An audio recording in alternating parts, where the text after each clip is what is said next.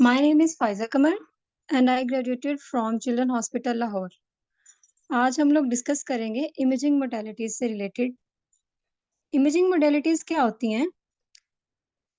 Medical imaging basically हम लोग इसमें बॉडी के इंटरनल स्ट्रक्चर को देखते हैं, टिश्यू लेवल पे देखते हैं और जो है वो डिफरेंट ऑर्गन्स को हम कह लें कि उनकी माइन्यूट डिटेल को हम व्यू कर सकते हैं।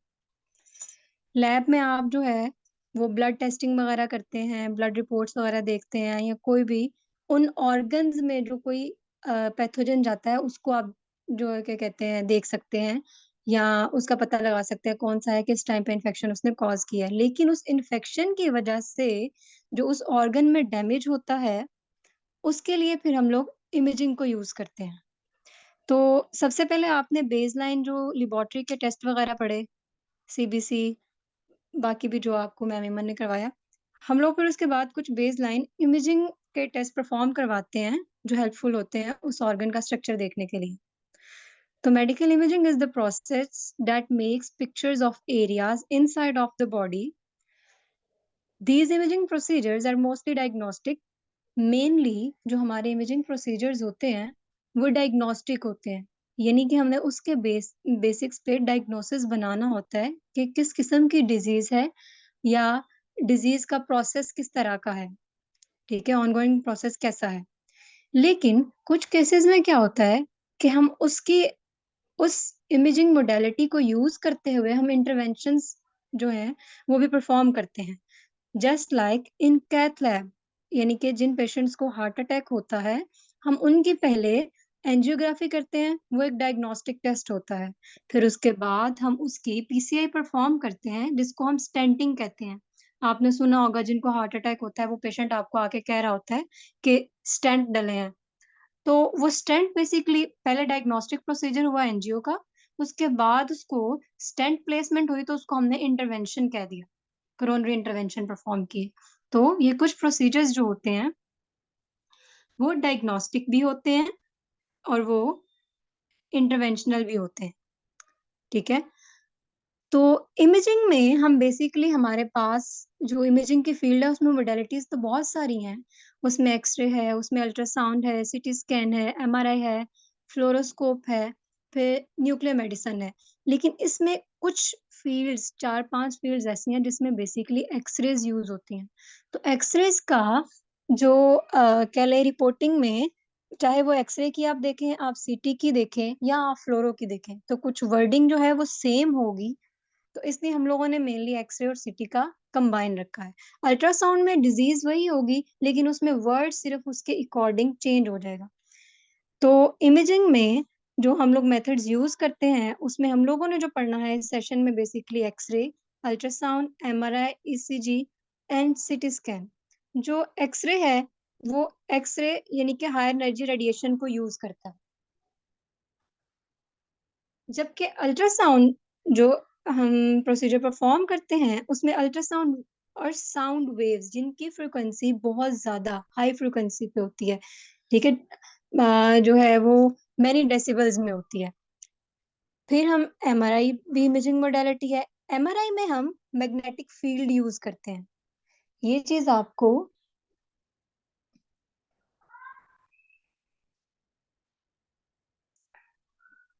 सबको आवाज क्लियर है? स्टूडेंट्स काइंडली कंफर्म कर दें। जी मैम क्लियर है। जी मैम। Okay, yes ma'am. ठीक जी है। मैम। ओके, तो हम बात कर रहे थे कि इमेजिंग में डिफरेंट, कुछ में एक्सरेज यूज होती हैं, कुछ में जो है high energy sound waves use होती हैं, कुछ में मैग्नेटिक फील्ड यूज होती है। और ईसीजी जो है वो वैसे इलेक्ट्रिकल कंडक्टिविटी बताती है आपके हार्ट का, वो सबसे जो है वो कह लें कि मतलब मेनली फोकस उसका आपके हार्ट पे ही होता है, ईसीजी का, इलेक्ट्रोकार्डियोग्राम का। फ्लोरोस्कोप हो गया, सीटी हो गया, एक्सरे हो गया, कैथ लैब जिसको एंजियोग्राफी वगैरह कहते हैं, कैथेटराइजेशन लैब, उसमें भी एक्सरे यूज होती है। तो इनकी जितनी भी टर्मिनोलॉजीज हैं वो सेम होंगी, रिपोर्ट पढ़ना आपके लिए इजी होगा, इसलिए हमने बेसिकली एक्सरे से स्टार्ट किया। अल्ट्रासाउंड है, इसकी टर्मिनोलॉजी थोड़ी सी डिफरेंट होगी, उसमें हम साउंड वेव यूज करते हैं। एमआरआई जो है उसमें पावरफुल मैग्नेटिक फील्ड यूज होती है। ठीक है, तो एक चीज याद रखिएगा कि जो एक्सरे होता है उसकी कोई भी field, x ray high energy radiation होती है और उसकी वजह से आपकी बॉडी पे डिफरेंट साइड इफेक्ट्स होते हैं। अभी तक तो रिपोर्ट नहीं हुए इतने, क्योंकि जितने हम मेडिकल फील्ड में एक्सरे यूज करते हैं इतना बाहर के ममालिक में उन्हें नेचुरल रिसोर्सेज से मिल रहा है। तो एक्सरे और एमआरआई में आपसे कोई डिफरेंस पूछे तो आप बता सकें कि एक्सरे जो है उसमें रेडिएशन यूज होती है, वो हार्मफुल भी होती है, जबकि एमआरआई में मैग्नेटिक फील्ड यूज होती है, उसमें पावरफुल मैग्नेट्स यूज होते हैं जिन पे हम लोग जो है मैग्नेटिक कॉइल्स प्लेस की होती हैं जिनके अंडर हम ऑर्गन्स को व्यू करते हैं। तो ये आपको डिफरेंस पता होना चाहिए कि एक्सरे में, अल्ट्रासाउंड में और एमआरआई में डिफरेंस क्या है मेन। ठीक है,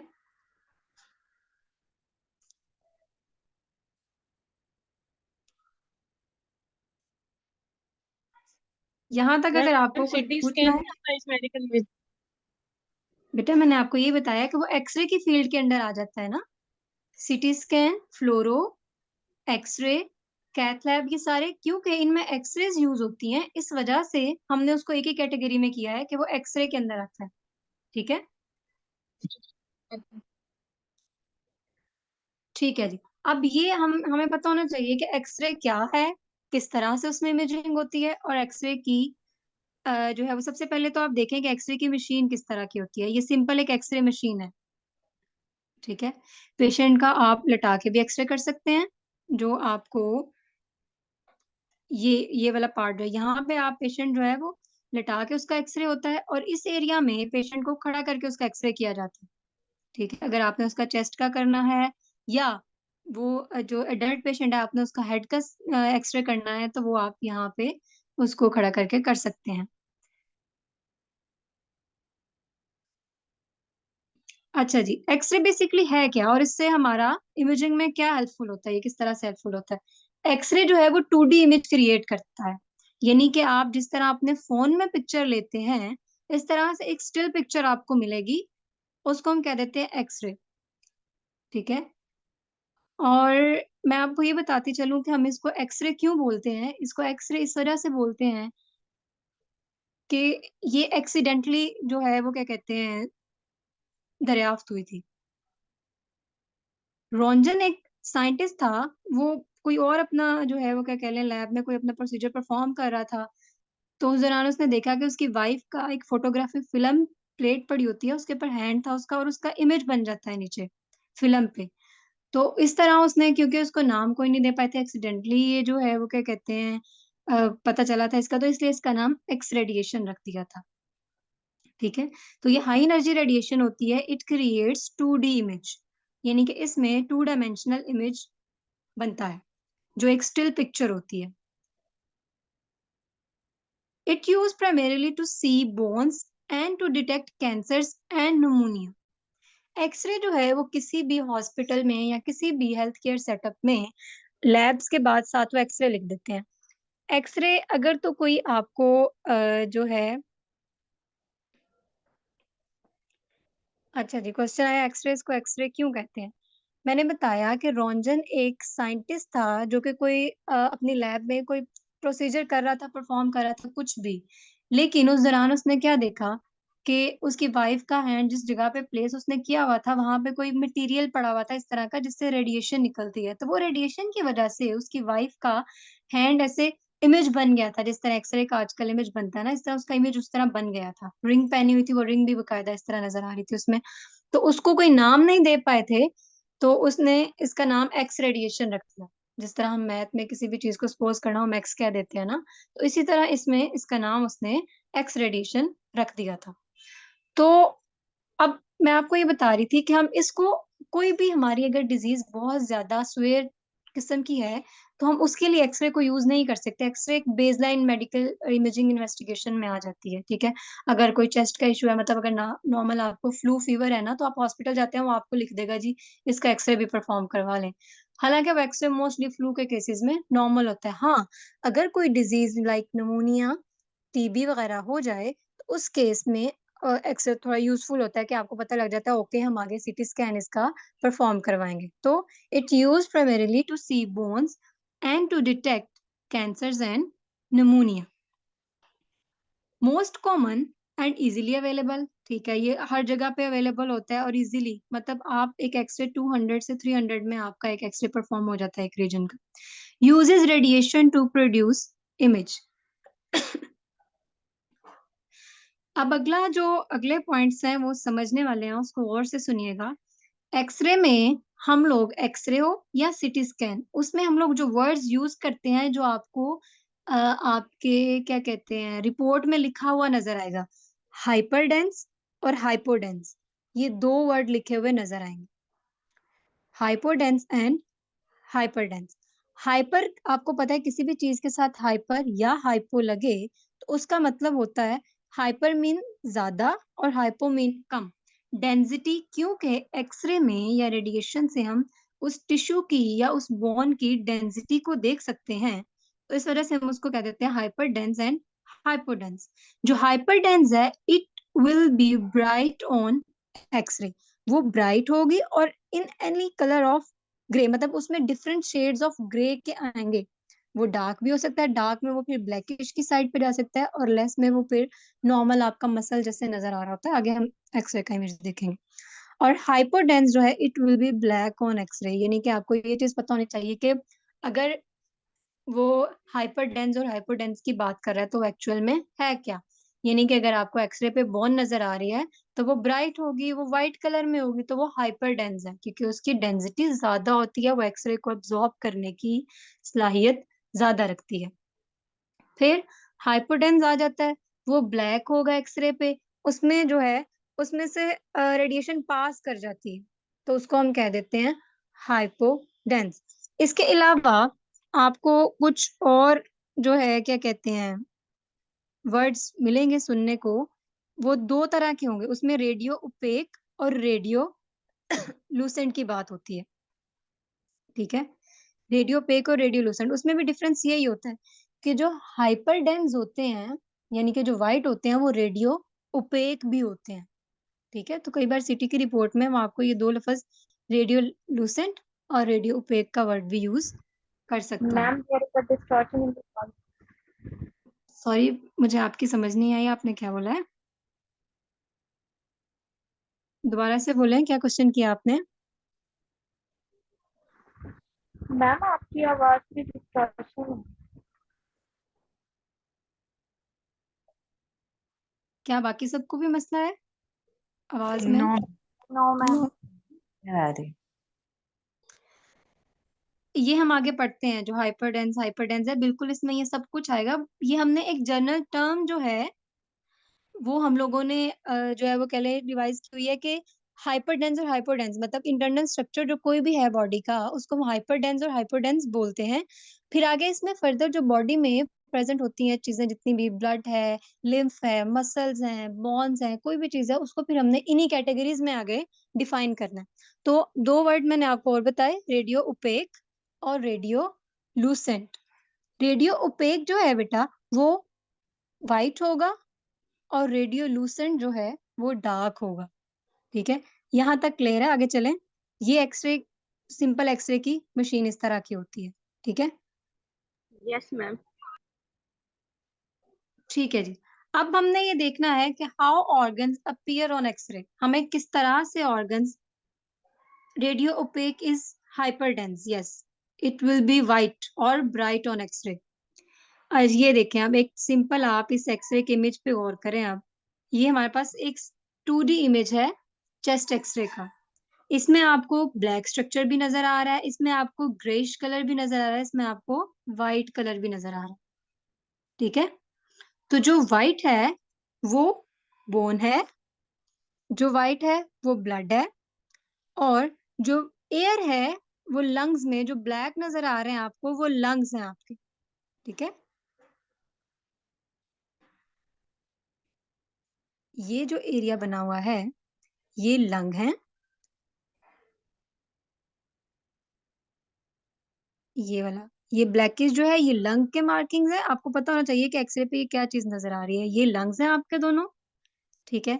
और ये इन बिटवीन ये जो नजर आ रहा है आपको, ये हार्ट है, ये वाला हार्ट है जिसको मैंने मार्क किया। और बाकी ये जो मिड में आपको नजर आ रही है व्हाइट सी, ये आपकी वर्टिब्रल कॉलम है और ये बैक से इसका इमेज बना हुआ है, क्योंकि रेडिएशन वहां से भी जो है वो क्या कहते हैं पास करती है, तो उस एरिया ने भी एब्जॉर्ब किया है रेडिएशन को, तो उसको हम क्या कह देते हैं, जो इमेजेस मेरे साथ नजर आ रहा होता है वो वर्टिब्रल कॉलम है। वर्टिब्रल कॉलम, और ये बीच में आपको ब्लैकिश सा एरिया नजर आ रहा होगा इसके यहाँ पे, ये बेसिकली आपके ट्रेकिया है, क्योंकि ट्रेकिया में आपके एयर होती है और वो एयर लंग्स की तरफ पास हो रही होती है, तो वो भी इस पे हमें ब्लैक नजर आती है। तो ये नॉर्मल चेस्ट एक्सरे है, इसमें किसी किस्म की कोई डिजीज या कुछ भी नहीं है। बोन्स जो आपको नजर आ रही हैं ये शोल्डर बोन है, ठीक है, जो आपके ह्यूमरस हेड है, फिर नीचे स्कैपुला नजर आ रही है, ये क्लेविकल नजर आ रही है यहाँ पे, दोनों ये बहुत साइड पे ये सेम जॉइंट है। यहाँ पे फिर नीचे आपको ये जो इमेज नजर आ रहा है ये डायफ्राम है, ठीक है, ब्लैक लंग हो गए, लंग्स के नीचे बिल्कुल डायफ्राम होती है और नीचे एब्डोमेन स्टार्ट हो जाता है, और यहाँ पे हार्ट के बिल्कुल नीचे जो शेडो ये ब्लैक सा नजर आ रहा है ये स्टमक का शेडो होता है, ठीक है। ये सिर्फ कई बार ऐसा होता है कि हमारी फैमिली में कोई आता है, वो आपसे पूछ लेता है कि भाई एक्सरे देख के बता देंगे, ठीक है, तो आपको सिर्फ इतना पता चाहिए एक्सरे में स्ट्रक्चर कौन से नजर आ रहे हैं, किस तरह और कहाँ कहाँ होते हैं। स्टर्नम बेटा इसमें नजर आती है, लेकिन क्योंकि यहाँ पे वर्टिब्रल कॉलम बिल्कुल इन बिटवीन नजर आ रही है, तो वो दोनों स्टर्नम और आपकी जो वर्टिब्रल कॉलम है उन दोनों की कह लें फ्यूजन सी हो गई है, तो वर्टिब्रल जो स्टर्नम है वो आपको इस एरिया में नजर आएगी, यहाँ से यहाँ तक, ये इस एरिया में यहाँ तक नजर आए, ठीक है, बिल्कुल हार्ट के पास। तो ये था एक नॉर्मल एक एक्सरे का इमेज। अब हम ये देखते हैं कि इसके ऊपर आपको जो ऑर्गन्स हैं वो किस तरह से नजर आएंगे। एयर अपीयर्स हाइपोडेंस और ब्लैक ऑन एक्सरे, जो एयर है वो आपको एक्सरे पे ब्लैक नजर आएगी।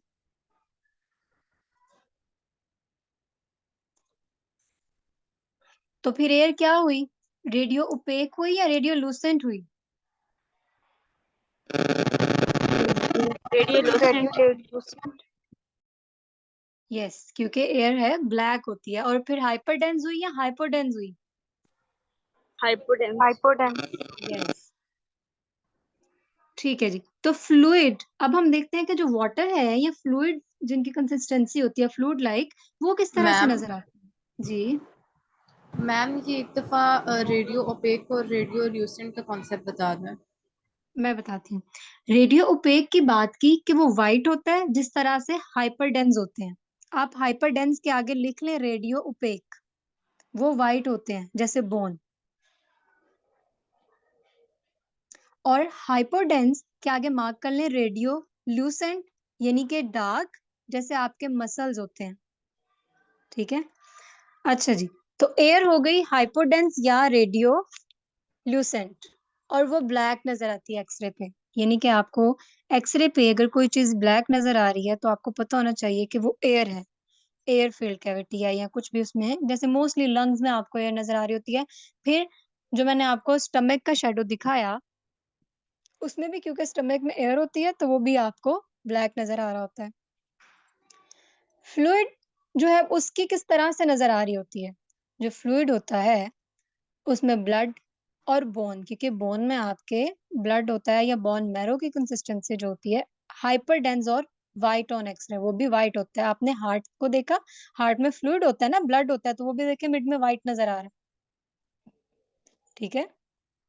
और साइड्स पे जो लंग्स हैं आप वो देखें कि लंग्स आपके ये ब्लैक नजर आ रहे हैं यहाँ। तो फ्लूइड जो है वो भी हाइपरडेंस होता है और बोन्स भी हाइपरडेंस होती हैं, और वो ब्राइट नजर आती है या वाइट नजर आती है एक्सरे पे।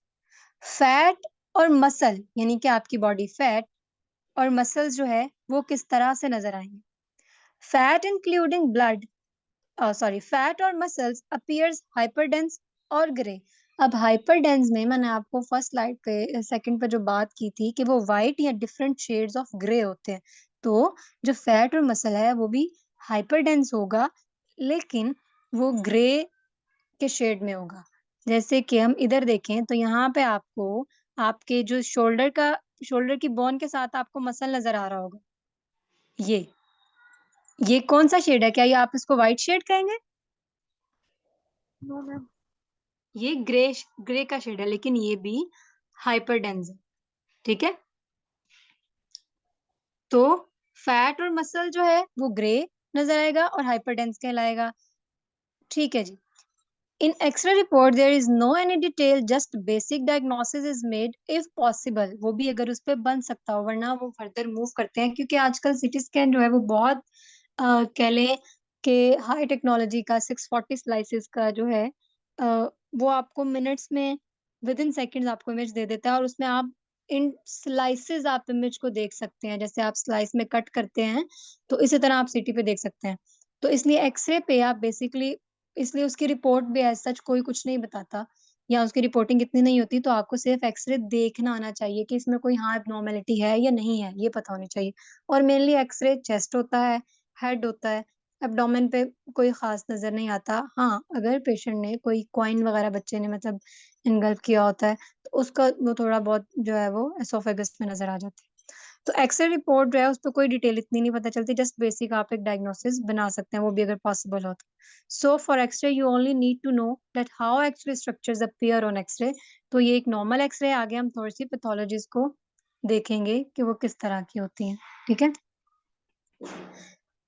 मीटिंग का time I think 7 to 8 minutes रह गया, तो इसके बाद आपने दोबारा से ज्वाइन करना है अगर बीच में खत्म होता है तो, ठीक है जी। अब आगे कुछ पैथोलॉजीज के मैंने आपके सामने एक्सरे रखा है, ये देखिए, ये भी सिंपल एक चेस्ट एक्सरे ही है, लेकिन इसमें डिजीज है। अब डिजीज आपको किस तरह से पता चलेगी? आप पहले सिंपल वाला एक्सरे देखें, ये देखें यहाँ पे इसके कोई आपको लंग्स में कोई किसी किस्म की कोई चीज नजर आ रही है, कोई वाइटिश सा कोई मटेरियल इन एरियाज में, यहाँ पे इनमें देखें, ये नॉर्मल है, ये चीज नॉर्मल होती है, यहाँ पे भी तो ब्लड की वो होती है, ब्लड सप्लाई। तो ये इन चीजों पे आपने फोकस करना है अगले एक्सरे में, ये जहाँ पे मैंने मार्क किया हो, ठीक है। तो वहां पे हमें डिजीज नजर आएगी डिफरेंट, वो डिजीजेस में कैसी होती है वो हमने देखना है हमें। लोबार कंसोलिडेशन, अब यहाँ पे मुझे बताएं आपको किस जगह पे कुछ जो है वो क्या कहते हैं नजर आ रहा है?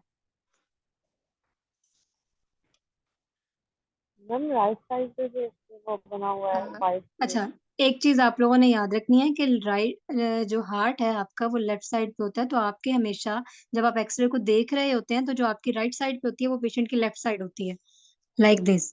ये जो आपने, इसलिए आपने हार्ट को याद रखना होता है कि ये वाला लेफ्ट साइडेड है, ये राइट साइडेड है। तो आप इस पे देखें, ये कुछ नजर आ रहा है, ये वाइट सा नजर आ रहा है, ये एक्चुअली आपने लंग्स को, हमने लोब में, जो राइट लोब है उसके 3 लोब, सॉरी लंग है उसके 3 लोब्स होते हैं, अपर मिडल लोअर, लेफ्ट के 2 होते हैं। तो इसके राइट लंग के जो है अपर लोब में ये डिजीज है या कंसोलिडेशन, ठीक है। और जो एटिलेक्टेसिस होता है इसमें जो है वो ये फ्लू में या इस तरह जो है वो फ्लूइड अकोमुलेशन स्टार्ट हो जाती है, और वो ये इसी एरिया में, इसने पूरे लंग को ऑलमोस्ट किया हुआ है, हाई लंग को कवर किया हुआ है, हार्ट की मार्किंग भी नजर नहीं आ रही इसमें, इस केस में। यहाँ पे भी है, यहाँ पे भी ज्यादा है, फिर इस एरिया में भी हल्का हल्का है, ठीक है। फिर नीचे नोड्यूल्स बन जाते हैं, नोड्यूल्स जो होता है ना वो ऐसे लंग्स के ऊपर ऐसे छोटे छोटे ऐसे दाने दाने की किस्म के होते हैं वो नोड्यूल, स्मॉल स्मॉल, जिस तरह कोविड के केस में हुआ था, ठीक है, उसमें भी नोड्यूल्स बन जाते हैं या ग्लास ओपेसिटीज बन जाती हैं। तो ये इस तरह से ये नोड्यूल है। फिर इसके आगे हम देखते हैं, तो आपने राइट और लेफ्ट को याद रखना है कि अगर जिस साइड पे आपको हार्ट की एपेक्स नजर आ रही होती है वो आपकी लेफ्ट साइड होती है, ठीक है। फिर इसके आगे मैं आपको एक और एक्सरे दिखाऊंगी जो थोड़ा इंटरेस्टिंग सा है, उस पे देखेंगे राइट लेफ्ट हम। अच्छा जी, फिर यहाँ पे डिफ्यूज कंसोलिडेशन को दिखा दिया, देखिए दोनों लंग्स क्लियर नहीं है, यहाँ पे सिर्फ इसका इतना पार्ट क्लियर है, जबकि यहाँ पे भी ये भी उड़ा हुआ, ये भी उड़ा हुआ, यहाँ पे तो हार्ट, ये देखें, ये हार्ट का शेडो बन रहा है यहाँ से यहाँ तक, ये कोई ओबीज पेशेंट होगा, यानी कि काफी हेल्दी मोटा पेशेंट होगा, तो उसकी वजह से उसकी मार्किंग भी प्रॉपर नजर नहीं आ रही। ये जो मैंने मिड में बनाया वो हार्ट है, और ये लंग्स बिल्कुल क्लियर नहीं है, तो ये डिफ्यूज कंसोलिडेशन है। कंसोलिडेशन का मतलब है कोई मैस अंदर, मतलब पूरे लंग को, क्योंकि लंग्स स्पॉन्जी नेचर के होते हैं, तो अगर उसके अंदर कोई चीज, जस्ट लाइक आप देखें घर में जब आप बर्तन धोने वाला स्पंज होता है, अगर उसके अंदर कोई हार्ड मटेरियल आपका चला जाए तो वो कंसोलिडेशन टाइप हो जाएगी। इसी तरह आपके लंग्स में भी होता है। फिर इसमें इंटरस्टिशियल, नीचे वाले में इंटरस्टिशियल रेटिकुलर जो है वो बन गए हैं, वो भी ये है रेटिकुलर, वो भी नोड्यूल्स की फॉर्म में होती है। फिर सोलिटरी, यहाँ पे सोलिटरी का मतलब होता है सिंगल, तो ये नोड्यूल है जो एक एक नजर आ रहा है। वो पल्मनरी एरिया में, जहाँ पे पल्मनरी आर्टरी मतलब लंग्स को सप्लाई कर रही होती है, या लंग के पास जो हाइलम से एंटर हो रही होती है। तो सोलिटरी मतलब सिंगल, नोड्यूल जो है वो क्या कहते हैं, ओपेसिफिकेशन ही है लेकिन वो सिंगल है।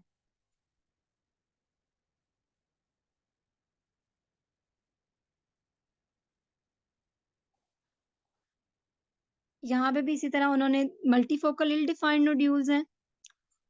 कौन से में लंग्स में नजर आ रही हैं आपको, राइट में या लेफ्ट में? सबसे ऊपर वाले इमेज में अगर देखें आप, राइट में। राइट में। Yes, right. यस। फिर जो लोअर है उसमें आपको कहाँ पे नजर आ रही है, कोर्स रेटिकुलर इंटरस्टिशियल? और ये पूरे वो ही मतलब इसके वो रिजॉल्व बाइलेटरल है। तो हम। पूरे लंग को भी इन्वॉल्व किया हुआ है, लेकिन वो कुछ कुछ जगहों से इन्वॉल्व किया हुआ है, लेकिन पूरे के पूरे लंग को उसने इन्वॉल्व किया हुआ है यहाँ से। ठीक है। और नीचे मल्टीपल मैसेज हैं, वो आप देखें जगह जगह पे आपको पड़े हुए नजर आ रहे हैं। ये मेटास्टेसिस के केस में होता है कि जिनको कैंसर हो उन पेशेंट में होती है मल्टीपल, ये बीच में कहीं कहीं एयर भी है, लेकिन जगह जगह से उसने कवर किया हुआ है, तो ये मल्टीपल मैसेज है। एक्सरे के इमेज दिखाने का मकसद आपको ये है कि आपको पता चले कि अगर कुछ व्हाइटिश सा लंग के ब्लैकिश एरिया में अगर आपको कुछ व्हाइट सा नजर आ रहा है, तो वो आपको पता होना चाहिए कि वो कोई एबनॉर्मेलिटी है। ठीक है, तो आप ये बता सके कि हाँ भाई इसमें इशू है। और फिर अगर नीचे उन्होंने कोई कंक्लूजन लिखा हुआ तो आप बता सके जी इसमें इस तरह, मतलब उन्होंने ये लिखा होगा हाइपोडेंस मैस या मल्टील फोकल डिफाइंड या कोर्स रेटिकुलर इंटरस्टिशियल्स आर प्रेजेंट, ये वर्ड्स ही उन्होंने लिखे होते हैं। तो आपको डिजीज का पता होना चाहिए कि एक्चुअल में है क्या, तो आपने अपने, अगर आपने मेडिसिन पढ़ी है तो होप्स तो आपको उसमें डिजीज का जो क्या कहते हैं पैटर्न है वो क्लियर होगा। ठीक है जी। आगे कुछ और हम लोगों ने देखने हैं एक्सरेज। ये देखें, ये टीबी के पेशेंट का एक्सरे है। इसमें टीबी के पेशेंट में मेनली क्या होती है, कैविटेशन बनती है। ठीक है। उसमें टीबी का हाल मार्क होता है कि पेशेंट के लंग में कैविटी बनती है, यानी कि सुराख टाइप, या आ, हाँ कैविटी एक बेसिकली एक कह लें होल बन जाता है। तो वो देखें, क्योंकि कैविटी में वहां पे फ्लूइड चला गया, और वो क्या नजर, किस तरह नजर आ रहा है,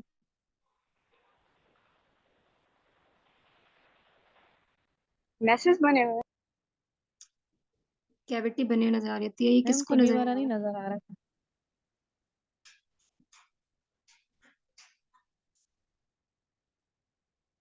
मैम स्क्रीन पे तो कोई टीबी वाला नहीं शो हो रहा।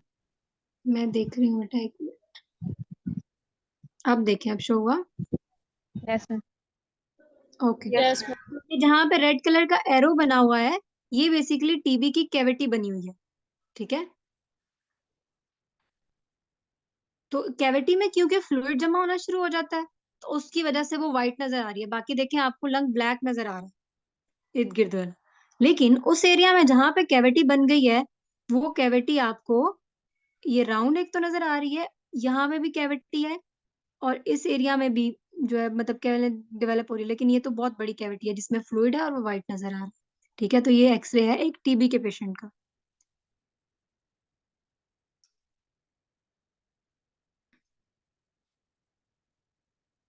अच्छा जी, अब इस एक्सरे को देखो क्या नजर आ रहा है। आपने सिंपल एक्सरे तो एक देखा, इसमें बताया मुझे क्या नजर आ रहा है आपको, ये बहुत टीबी। इंटरेस्टिंग है। No, not at all. Right, right side पे वो ये दोबारा बोले, राइट साइड पे क्या है? मैम ये राइट साइड वाइट में बेटा ये राइट साइडेड हार्ट